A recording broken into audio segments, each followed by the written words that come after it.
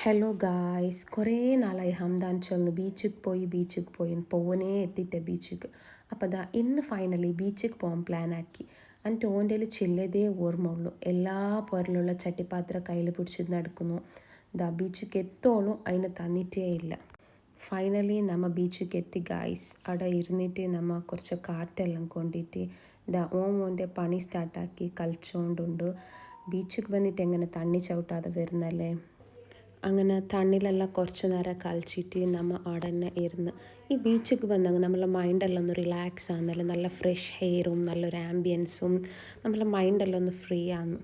അങ്ങനെ ദാ ഉമ്മയും ഹംദാനും അവിടെ കളിക്കുന്ന ബിസി. ഞാനാണെങ്കിൽ അവിടെയുള്ളൊരു ഷോപ്പിലേക്ക് പോയിട്ട് ഒരു എഗ് ചേരമ്പൊരിയും പിന്നെ ഉപ്പിലിട്ട മാങ്ങയും വാങ്ങിച്ചിട്ട് അവിടെ തന്നെ പോയി.